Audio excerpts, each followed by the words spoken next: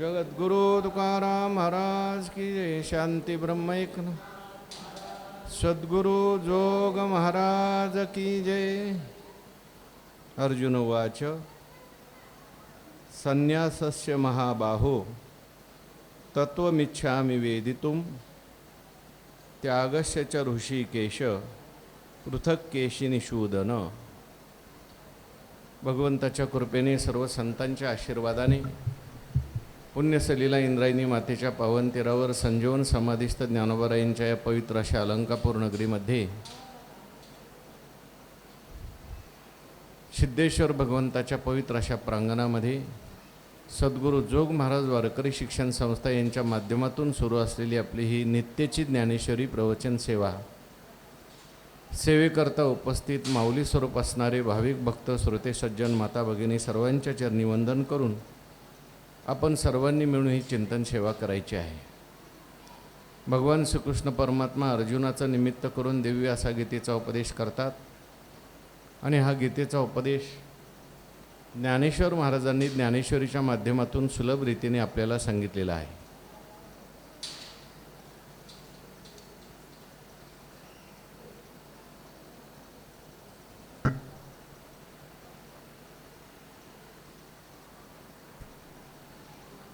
अठराव्या अध्यायाचा विचार सुरू आहे. 18व्या अध्यायातील पहिल्या श्लोकाचं चिंतन आज आपल्याला करायचं आहे.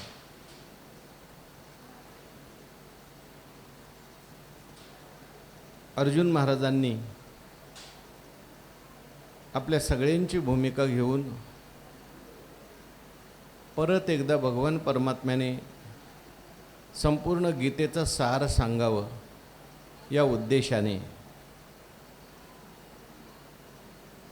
भगवान परमात्म्याचे शब्द भगवंताचं दर्शन परत व्हावं या उद्देशाने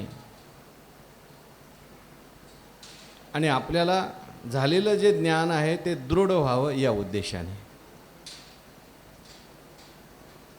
परत एकदा भगवान परमात्म्याला संपूर्ण गीतेचं सार 18व्या अध्यायाच्या माध्यमातून सांगायला भाग पाडलेला आहे.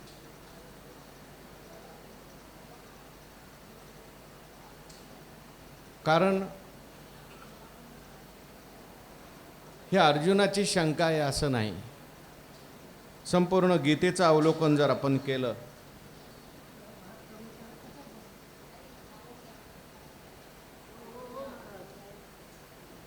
संपूर्ण गीतेचं पण आपण अवलोकन जर केलं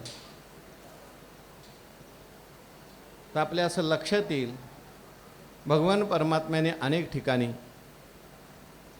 संन्यास आणि त्याग शब्द वापरलेला आहे. व्यवहारामध्ये एकच शब्द कधी कधी अनेक अर्थाने वापरला जातो.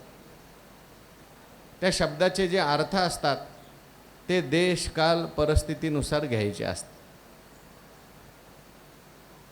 उदाहरण द्यायचं झालं तर सैंधव शब्दाचा अर्थ आहे मीठ आणि संदैव शब्दाचा अर्थ आहे घोडा. मनुष्याला फिरायला जायचं आहे आणि सैंधव आण म्हटल्यानंतर काय आणायचं? मीठ आणायचं. आणि जेवायला बसल्यानंतर सैंधव आण म्हटल्यानंतर काय आणलं पाहिजे? घोडा आणला पाहिजे. सैंधव म्हणजे घोडा आहे, सैंधव म्हणजे मीठ.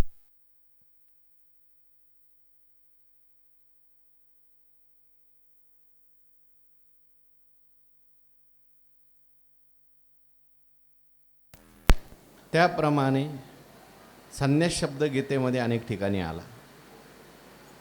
त्याग शब्दसुद्धा गीतेमध्ये अनेक ठिकाणी आला. काही ठिकाणी संन्यास आणि त्याग दोन्ही एकाच अर्थाने आले. काही ठिकाणी वेगवेगळ्या अर्थाने हे शब्द आलेले आहेत.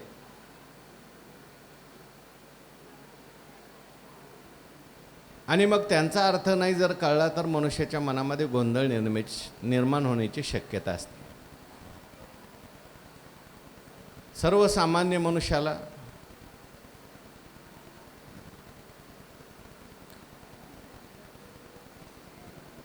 कर्मयोग आणि ज्ञानयोग किंवा उपासनायोग किंवा भक्तियोग याच्या संबंधाने संभ्रम निर्माण होऊ शकतो.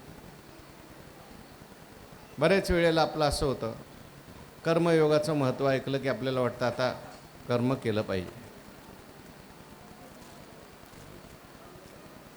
उपासना योगाचं महत्त्व ऐकलं की उपासनाच श्रेष्ठ आहे, दुसरं काही सगळं सोडायचं, उपासना करा. ज्ञानयोगाचं महत्त्व ऐकलं की माणसाला असं वाटतं ज्ञान प्राप्त करून घेतलं पाहिजे. नेमकं करायचं काय? बऱ्याच वेळेला संभ्रम निर्माण होतो. जसा सहवास प्राप्त होईल तसं मनुष्य करत राहतो. काही काही वेळेस नुसती ज्ञानाची साधना करतो, काहीच हाताला लागत नाही. मग त्याला कोणी ते सांगतं, बाबा तू ज्ञानाची साधना करतो पण तुझा अधिकार नाही, मल गेला नाही, विक्षेप गेला नाही, तू काय कर, कर्म कर, उपासना कर. मग परत कर्म करायला येतो. कर्म करायला गेला, कर्मामध्ये त्रास होऊ लागला की म्हणतो नको हे कर्म, त्याच्यापेक्षा आपलं काय करू, उपासना करू, ज्ञान प्राप्त करू. संभ्रम निर्माण होतो, नेमकं मी करायचं काय?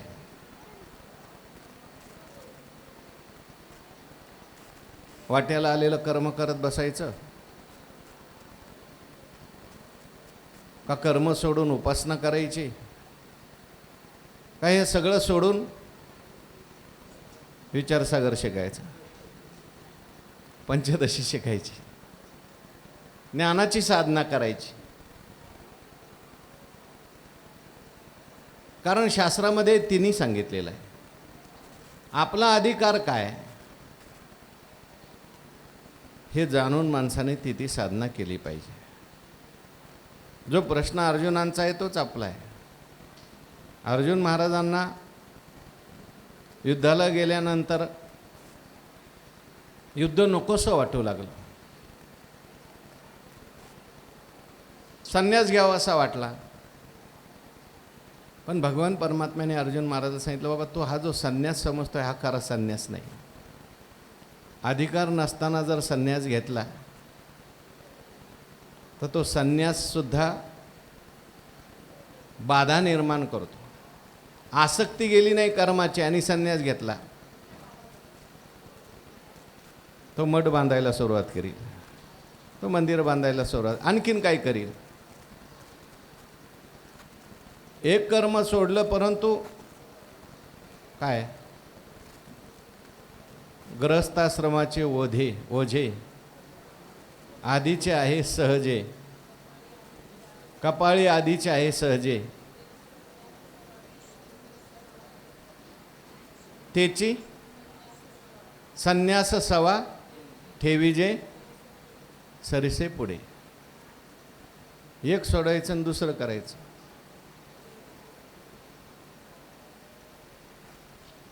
घरच्या बहिणी सोडल्या, घरचे भाऊ सोडले, इकडं गुरु भाऊ गुरु बहीण, गुरु माता इकडे तयार झालंच ना. ते शिष्य शाखा दिविलासे, मठमिद्राचे निमिषे, घातले असे फासे निसंगाजेने. म्हणून हा अर्जुनाचा प्रश्न आहे, नेमका कर्मयोग श्रेष्ठ आहे का ज्ञानयोग श्रेष्ठ आहे? तसं तर श्रेष्ठ दोन्ही आहेत, पण आत्ता आपल्याला कोणता श्रेष्ठ आहे हे आपल्या आपल्या अधिकारावरून कळत असतं. भगवंतांनी गीतेमध्ये अनेक ठिकाणी संन्यासाचं महत्त्व सांगितलं आणि कर्मयोगाचंही महत्त्व सांगितलं. 5व्या अध्याय जर आपण पाहिला, संन्यास शब्द आलेले श्लोक सांगा गीतेतले. संन्यासम संन्यास कर्मयोगश्च निःश्रेयसकरा उभव तयोस्तु कर्म संन्यासात कर्मयोग विशिष्यते. दोन्ही चांगले आहेत, पण भगवान परमात्मा अर्जुना म्हणतात तयोस्तु कर्म संन्यासात कर्मयोग विशिष्यते. कर्मसन्यासापेक्षा कर्मयोग चांगला आहे. झाला एक श्लोक झाला. आणखीन कितव्या अध्यायातला आहे? 5व्या. संन्यासम कर्मनाम कृष्ण पुनर्योगंच संशशी किंवा नेयस्य नित्य संन्यासी. यो न द्वेष्टी न कांक्षती.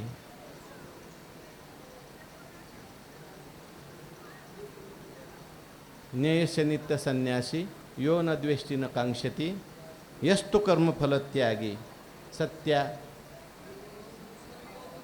निर्द्वंद्व ही महाभागो सुखम मंदात प्रमुच्य. ज्ञेयस्य नित्य संन्यासी यो न द्वेष्टी न कांक्षित. तिथं म्हटलं की जो कोणाचा द्वेष करत नाही, कशाची इच्छा करत नाही, जो निर्द्वंद्व झाला, नित्य संन्यासी.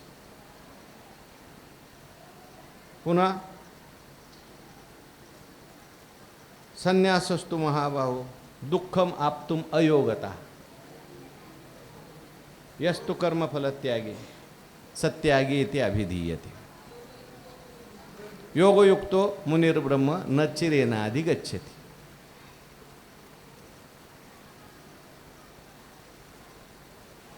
अनाश्रितः कर्मफलम कार्यम कर्म करोति यः स संन्यासी च योगी च न निरग्नी न चाक्रिया. तिथं भगवान परमात्मा म्हणतात अनाश्रितः कर्मफलम, कर्मफलाचा आश्रय न करता कार्यम कर्म करोति यः, आपल्या वाटेला जे कर्म करतो तो संन्यासी योगी. न निरग्नी न च अक्रिया. त्याने अग्नी सोडलाय तो संन्यासी नाही. जो काहीच करत नाही तो संन्यासी नाही. 9व्या अध्यायामध्ये शुभाशुभ फलैरेव मोक्षसे कर्मबंधनई संन्यास योगयुक्तात्मा विमुक्तो माम उपैष्यसि. स्वज्जते सर्व संकल्प संन्यासी योगारूढस्तदोच्यते. अनपेक्ष सुचिर दक्ष त्याच्यात संन्यास शब्द आला. यो न रुष्यती न द्वेष्टी त्याच्यात संन्यासी शब्द आला. म्हणून नेमका संन्यास कोणता आहे असा संभ्रम निर्माण होतो. आणि नेमका त्याग, त्याग शब्द सुद्धा आला गीतेमध्ये.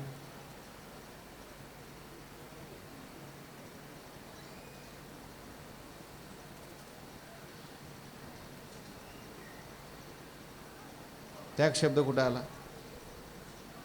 त्यागात शांतिरनंतरम, तो श्लोक सांगा. त्यागात शांतिरनंतरम श्रेयो हि ज्ञानम अभ्यासात ज्ञानात ध्यानम विशिष्यते. ध्यानात कर्मफल त्याग, त्यागात शांतिरनंतरम. म्हणून अर्जुनाला प्रश्न नाही, आपल्याला सगळ्यांना प्रश्न निर्माण होऊ शकतो. नेमका संन्यास म्हणजे काय, नेमका त्याग म्हणजे काय, हा जो प्रश्न आहे हा ज्याला ज्ञान प्राप्त झालेला आहे, जो गुणातीत आहे, जो स्थितप्रज्ञ आहे, त्याचा प्रश्न नाही. कारण त्याच्या संबंधाने त्याग आणि संन्यास हा विषय निर्माण होत नाही. कारण परमात्मा स्वरूपाची ज्याला प्राप्ती झालेली आहे, गुणातीत झालेला आहे, त्याचा हा प्रश्न नाही आहे.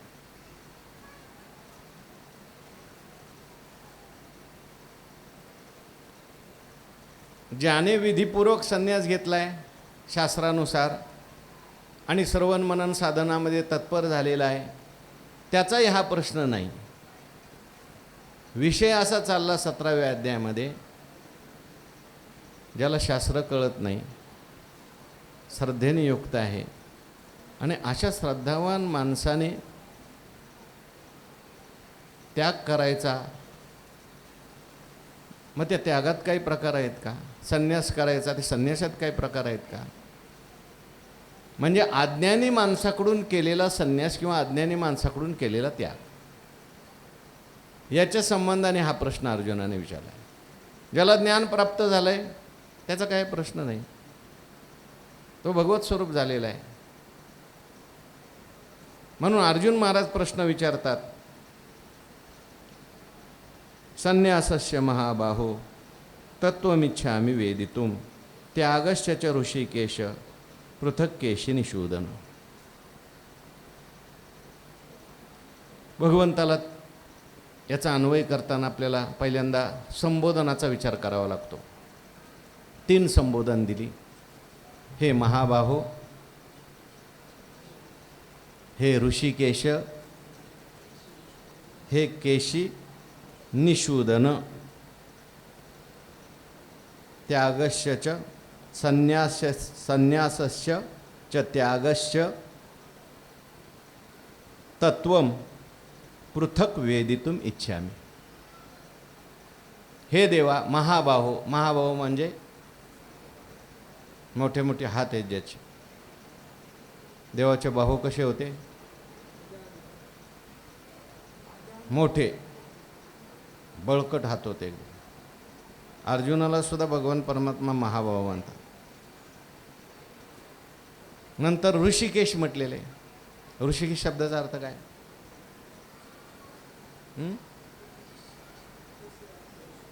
हा, इंद्रियांचा स्वामी. आणखीन बरोबर, इंद्रियांचा स्वामी बरोबर आहे. ऋषिकानाम ईश. ऋषिक म्हणजे इंद्रिय. इंद्रियांचा जो स्वामी आहे, इंद्रिय ज्याच्या ताब्यात आहेत. आणि केशी निषूदन. केशी निषूदन, केशी नावाचा जो दैत्य होता त्याला भगवंतांनी मारलं म्हणून देवाचं नाव काय पडलं? केशी निषूदन. कंसाने एक दैत्य पाठवला होता गोकुळामध्ये, केशी नावाचा. तो घोड्याचं रूप घेऊन आला होता. आणि आल्यानंतर मग भगवान परमात्म्याने त्या दैत्याला मारलं. भगवान परमात्म्याला ही 3 विशेषणं दिली. आणि अर्जुन म्हणतात संन्यासस्य त्यागस्य च तत्वम. संन्यासाचं आणि त्यागाचं तत्व. तत्व म्हणजे काय? तस्य भाव तत्व. त्याचा नेमका भाव. शब्दार्थ नको, मला त्याचा भाव पाहिजे. शब्दार्थ तर मला माहिती आहे. त्याग शब्द कोणत्या धातूपासून म्हणला, संन्यास शब्द कोणत्या धातूपासून म्हणला, पण मला त्यातला भाव नेमका काय? पृथक. हे संन्यास आणि त्याग शब्द जो आहेत एकाच अर्थाने आहे का वेगवेगळ्या अर्थाने? एकाच अर्थाने असेल तर मग वेगवेगळ्या ठिकाणी वेगवेगळ्या अर्थाने शब्द आलेले आहेत. आणि वेगळा अर्थ असेल तर त्याच्यात काय फरक आहे? पृथक केशी निषूदन. मला ते पृथक करून देवा तुम्ही सांगा. काही महात्म्यांनी याच्यामध्ये असे भाव काढले. महाभाव का म्हटलं? नुसते मोठे भुजे आहेत म्हणून नाही बरं का. हात जे आहेत ते कर्माचं प्रतीक आहे. आणि भगवान परमात्मा महान कर्म करणार आहे. मोठी मोठी कर्म त्याने केलेली आहेत. नुगडता बाळपणाची फुली, जेने मिया अदानवे सृष्टी केली, करी गिरिधरोनी उमानिली महेंद्र महिमा. पुढं कालिंदीचे हृदय शल्य फेडिले, जेने म्या जळत गोकुळ राखिले, वासुरवासाठी लाविले विरंची शिपिशे, प्रथम दशेचे पहाटे माझी कंसायशी आचाटे, महाधेंडे आवचटे लीलाची नाशिली. कर्मदेवाचे फार महान आहेत. भगवान स्वतः सांगतात जन्म कर्मच मे दिव्यम. महाबाहो म्हणण्यामध्ये देवा तुम्ही एवढी कर्म करता आणि एवढी सगळी कर्म करून म्हणतो न माम कर्माने लिंपंती न मे कर्म फले स्पृहा इतिमाम योभिजानाती कर्मभीर न सबद्ध. मला कुठलंच कर्म लागत नाही. मी सगळी कर्म करून सुद्धा अलिप्त आहे. हे मजची स्तव झाले तरी म्या नाही केले, आयशे जेने जाणितले तोही सुटला गा. बरं नुसताच कर्म करतो महाभाव म्हटलंय कारण तुम्ही कर्म करता. म्हणून तुम्हाला संन्यासाचं आणि त्यागाचं वर्म विचारलं आहे, भाव विचारला आहे. जो कर्मच करत नाही त्याला काय विचारायचं. काही लोक असे आहेत ते नुसते संन्यासी, त्यांना कर्माच्या विषयी त्यांना तिटकार आहे, कर्माच्या विषयी काहीच माहीत नाही, कर्माचा द्वेषच करतात. काही लोक असे आहेत नुसते कर्मठ, हे कर्म झाले की ते कर्म ते संन्यासाचा द्वेष करतात. आणि काही संन्यासी कर्माचा द्वेष करतात. तुम्ही संन्यास सांगणारे लोकांच्यात जाऊन बसायला लागले ते म्हणणार काय कशाला कर्म करता, सगळं सोडा, हो चलो बाबाजी बनो.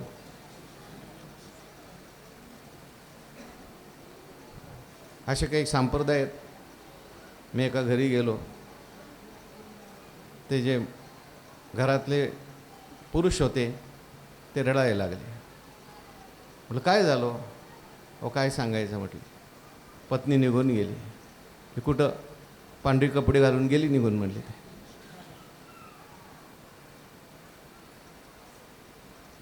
संप्रदायामध्ये मुली गेल्या, मुलगाही म्हणतोय आता जायचं आहे, मी काय करू. कारण प्रवचनात तर ते असं सांगतात. हे सगळं दुःखरूप आहे, हे सगळं क्षणिक आहे.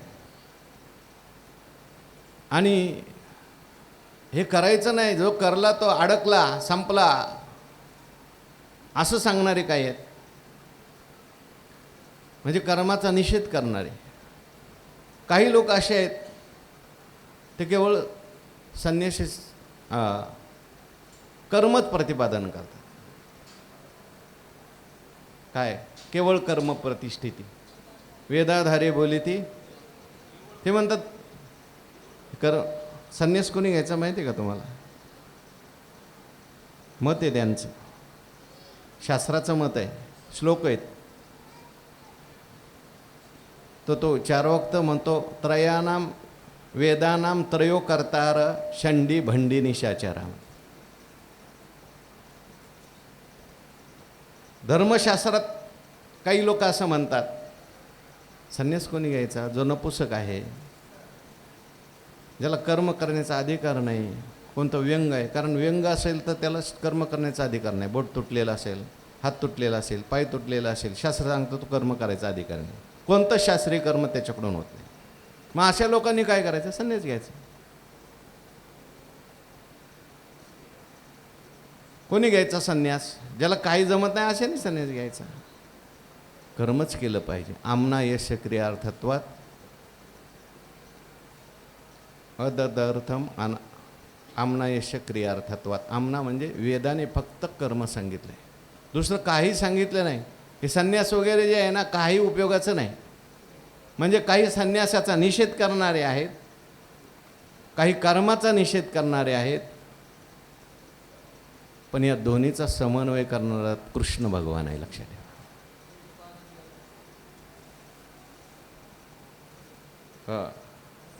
हो, दोन्हीची मतं आहेत आपल्याकडे. पण हे दोन्ही करून आलिप्त राहणारा कोण आहे, भगवान परमात्मा आहे. म्हणून त्याला म्हटलंय तू महाभाव आहेस. कर्मही करतो एका बाजूला, आणि एका बाजूला कधी वेळ आली तर समाधीतही जाऊन बसतो. ऋषिकेश, ऋषिकेश म्हणजे ऋषिकानाम ईश, म्हणजे इंद्रिय कधी ताब्यात ठेवतो आणि ताब्यात ठेवून योग निद्रेत जाऊन बसतो. जैसा का सर्वेश्वरू पाहिजे तव निर्व्यापारू, परी तोची रची विस्तारू प्रपंचाचा त्रिभुवनाचा. आणि मग भगवान परमात्मा कधी कधी समाधीत जातो, कधी कधी सगळी सृष्टी कर्म करतो, आणि कधी कधी दैत्यांना मारण्यासारखे आचट कामं सुद्धा करतो. म्हणजे देवाला का विचारलंय, अशा माणसाला विचारायचं आहे ज्याला कर्माचंही माहिती आहे, ज्याला संन्यासाचं माहिती आहे, संन्यास आणि कर्म ह्याच्यातून अलिप्त कसं राहायचं हे माहिती आहे. योग निद्रा तरी न मोडे, आकर्तेपणा सळू न पडे, परी महाभूतांचे दळवाडे उभारी बने. आणि प्रसंग विशेषी तो दैत्यांना सुद्धा मारतो.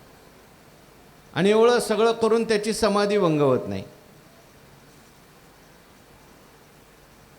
मूर्तीचे निमेळे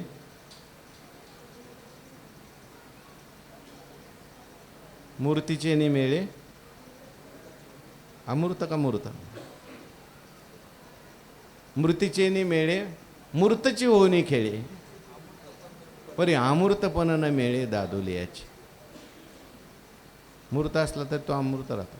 म्हणजे काय, देवालाच का विचारलं, भगवान परमात्मा जो आहे तो अशा पद्धतीचा आहे. महाबाहो त्याला म्हटलं, तू ऋषिकेश आहेस, तू केशी निषूदन आहेस. महाबाहो म्हणजे कर्म करणार आहेस, ऋषिकेश म्हणजे समाधी लावणार आहेस, आणि केशी निषूदन म्हणजे समाधीत राहून दैत्यांना मारणार आहेस. किंवा साधक संजीवनीमध्ये असं सांगितलं आहे, महाभाव त्याच्यातून देवाचं सामर्थ्य सांगितलं. ऋषिकेश शब्दाने देवाचं अंतर्यामित्व सांगितलं आहे. मोठी मोठी कर्म तू सामर्थ्यवान आहे, करशील तरी नव्हे. राईचा डोंगर पर्वत राई, आपुले करुणीची साई करीव आज. मला माझा भ्रम घालवायला तुला काय कठीण आहे, तू सामर्थ्यवान आहेस. म्हणून म्हटलं महाभाव. ऋषिकेश शब्दाने त्याचं सर्वांतर्यामित्व सांगितलं. तू सर्वांतर्यामी आहेस, इंद्रियाचा स्वामी सगळ्यांचा तू आहेस. आणि म्हणून आमच्याही मनात काय चाललंय ते तुला कळतं. आणि केशी निषूदन शब्दाने सांगितलं, आम्हाला सुद्धा एक केशी त्रास देतोय. कोणता? अहंकार नावाचा, अज्ञान नावाचा, संशय नावाचा मला त्रास देतोय. मला कळत नाही संन्यास आणि त्याग शब्द. ह्या संशयाचा निराकरण करणारा, नाश करणारा तू देव असल्यामुळे केशी निषूदन म्हटलं. म्हणून तीन मोठी मोठी विशेषणं कसं विचारायचं आहे. देवाचं इतकं वर्णन केल्यावर मग आता तसं न वर्णन करताही देव सांगायला तयार आहेत. पण वर्णन करत असताना ही विशेषणं जी असतात ती कामानुसार वापरलेली असतात. म्हणून अर्जुन महाराज म्हणतात, असे तुम्ही आहात. आणि म्हणून संन्यासस्य महाबाहो तत्वमिच्छामि वेदितुम त्यागश्च ऋषिकेश पृथक केशी निषूदन. त्या ठिकाणी मला झालेला जो काही संभ्रम आहे, कारण एकदा तू संन्यास सांगतो आणि एकदा तू काय सांगतो, योग सांगतो.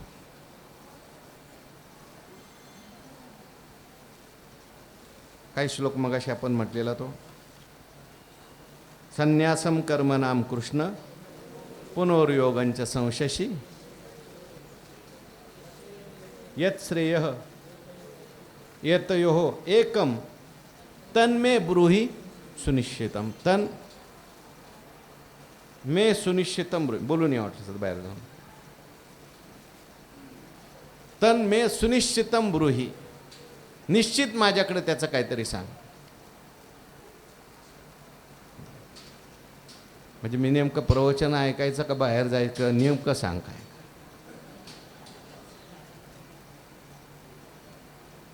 अर्धमन प्रवचनात आणि अर्धमन माझं कशात आहे, मोबाईलमध्ये.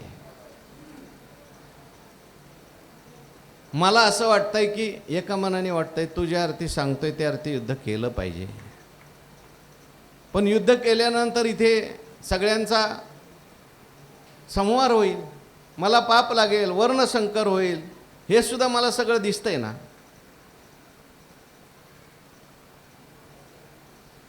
काय करू नेमकं. घरी राहिलं तर अभ्यास होत नाही, आणि आळंदीला आलं तर घरच्यांची सेवा होत नाही. नेमकं करायचं काय. एक मन